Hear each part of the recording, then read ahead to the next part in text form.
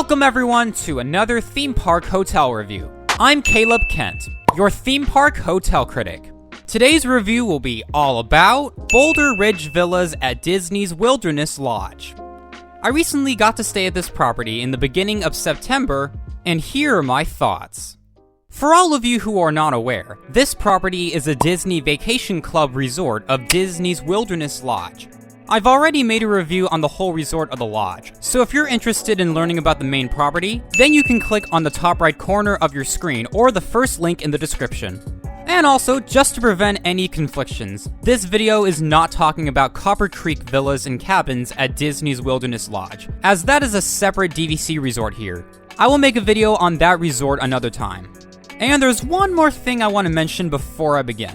My recent stay here for this review wasn't actually my first time at this DVC resort. I stayed here literally almost a year before just now, for the purpose of a review on it.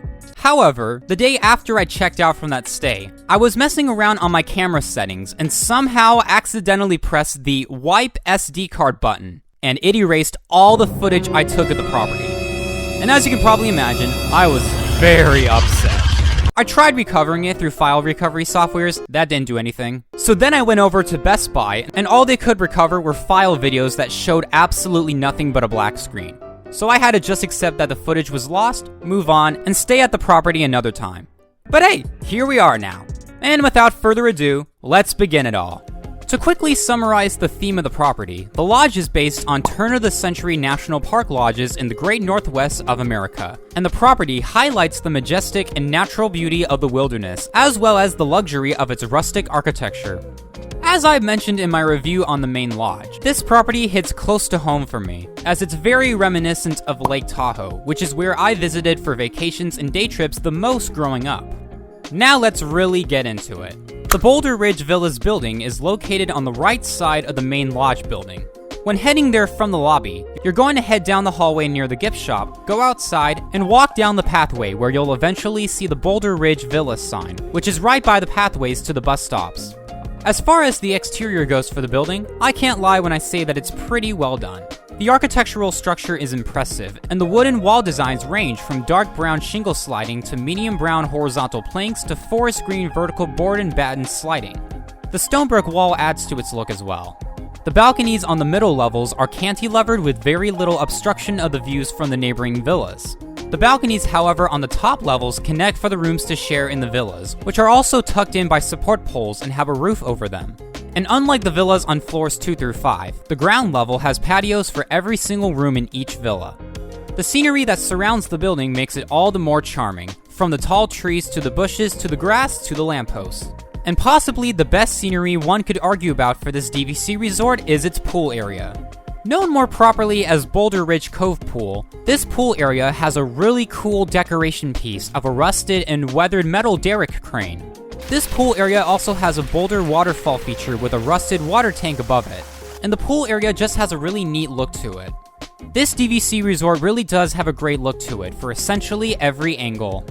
Moving on from the exterior, as you walk along the shaded pathway inside the building, you'll be captivated by the thin yet quite majestic circular atrium. The wooden material in here really is sick, along with the chandelier light dinging below and the patterns of the wooden supports above. On the first level of the atrium is some furniture with pictures and a fireplace. You'll also notice some wooden carved animal heads sticking out below the second level railing. All the decorations in the atrium really enhance the immersion of the resort, especially regarding the art on the carpets. Right by the atrium center is technically the Boulder Ridge Villas lobby, also known as the Carrollwood Pacific Railway Room. This elegant area with tables and furniture is an homage to Walt Disney's passion and interest in trains. There are artifacts and pictures all around the room of Walt and trains, and there's even a glass display of 2 of Walt's backyard train cars. And the whole area is just a great place to sit down and relax at. Nearby the front entrance, you'll also find a turn-of-the-century style guide of the resort, a small hangout room, and a desk piece. And that's pretty much it for the interior. It may not be a lot, but I think for what it has, it's very cool and a great way to greet you for your stay. Now on to the villas. The selection of villas to reserve here are a studio villa, a 1-bedroom villa, and a 2-bedroom villa. And the 1-bedroom villa is the one I reserved, so I could get a good idea for the Boulder Ridge Villas. When heading over to the elevators, you'll come across golden doors with wilderness depictions on them, and the design of the elevators is quite detailed if you ask me.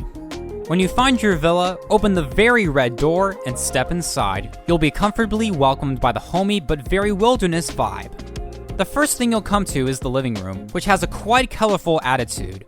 On the wall by the front entry is a circular wooden art piece. Right in front for the living room is the half-booth kitchen table, which has a sunflower yellow dining banquette.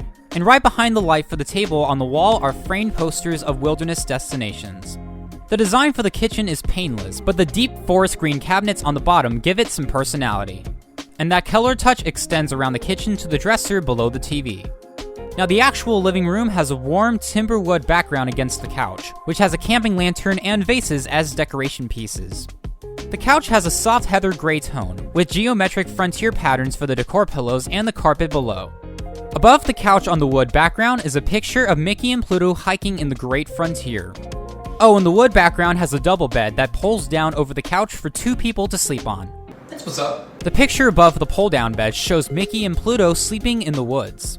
The curtain for the living room has geometric lodge patterns and depictions of Mickey and Pluto hiking, alongside other animals. And the living room window slides open to a balcony to step outside onto. Now just for everyone's knowledge, according to the official floor plans, the only rooms in all the villas here that do not get a balcony are the 1 king bedrooms for the 1-bedroom villas and 2-bedroom villas. Unless, once again, you're on the ground level, in which case every room will have a patio. But back to my villa. I was on the 3rd level and had an outlook of the main lodge building on my left, a bunch of the resort's trees, and the Boulder Ridge Cove pool. A bit of a better view than what I had on my first day here, where I was on the ground level and faced the pathways and trees. Back towards the front of the villa, you find a closet for washing and drying laundry, and may I just say, I like the leaf-shaped holes on the door for it. The door right by the laundry closet opens up to the bathroom, which has a walk-in shower with some tile design inside, a bit of a wilderness touch for the sink area, and a private toilet room that has a picture of deers. The other door right by the bathroom door opens up to the bedroom. The bedroom has a great aesthetic all around to comfort you in well.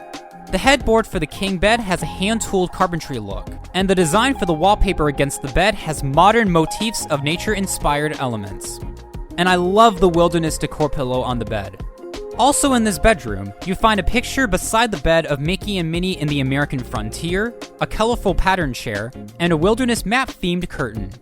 At the other end of the bedroom is a wide personalized sink area and a bathtub. The sink area has a simple wooden outline for the mirror and diamond patterns on the wall. The bathtub right by has a quite incredible picture of Mickey and Minnie canoeing in the water right by a waterfall in the wilderness. And lastly, there's a closet that's quite spacious inside. And also the bedroom connects to the bathroom. The whole bedroom is really well done, especially with the view of the resort. Oh yeah, the nighttime view is also pretty sick. Even though this was my second stay, I thoroughly enjoyed my time here very much. All the nods to the theme of the wilderness makes your stay captivating, and I especially love the rustic wooden lodge doors and even the texture of the walls. It made the villa feel more immersive and authentic. And overall, I'd say you will be easily relaxed and comforted here when coming back from the theme parks. Both of my stays for this year and last went good, so there's nothing about my experience to deduct points off from the final score at the end. But I do have a few thoughts to share. Just like basically any DVC resort, this property is pretty hard to reserve, mainly due to high demand in busier times and people booking many months in advance. All part of the magic of the Disney Vacation Club. So yeah, it's hard to book here. There's a reason why both of my stays here took place in September. And another thing to add is while I wouldn't say this is one of the more pricier DVC resorts at Disney World when compared to the rest, it still costs an arm, leg, and kidney. If I'm wrong about that, please let me know. And just one critique about the villas. That empty space in my villa by the TV kinda bothered me. I understand it's where the door would go for the second bedroom, but it's annoying Disney couldn't at least put something there, because it just looks bare in that spot. But that's all the yapping that I have to do. It was actually awesome for me to re-experience this property a second time after almost a year ago, because it really is just a great place to lodge for your stay at Disney. In conclusion, if you are looking for a DVC property with a mesmerizing and luxurious experience, close distance to Disney's Magic Kingdom, stupendous villas, and just an incredible place to stay, this will be a great choice. But if you want to stay in another area at Disney World or prefer a different theme or vibe, then I'd recommend checking out all the other DVC properties here at Disney World.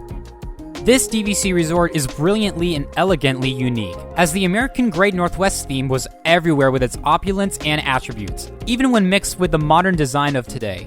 The villas here are what I wish Disney would have done with their new DVC cabins at Disney's Fort Wilderness Resort and Campground, because those cabins feel too simple and not authentic. If you are looking for something more authentic, I'd suggest this. And I can only imagine what Copper Creek villas and cabins are like, especially those lavish cabins. If I can afford it one day, that is. In total, I now have 5 more extended DVC properties to check off here at Walt Disney World. Even though I was extremely infuriated that I lost all the footage from my first day a year ago now, I was happy to stay here again. This was one of my favorite DVC properties that I've been to so far, and if you reserve a stay here, I think you will very much enjoy and love your experience. And so, after everything I've said, Boulder Ridge Villas at Disney's Wilderness Lodge gets a final score of 95 out of 100. Thank you for watching this video, and I'll catch you all next time. If you liked this review, check out some other properties that I've done a review on this channel. And don't forget to like, subscribe, comment, and share. But only if you want to. Over and out.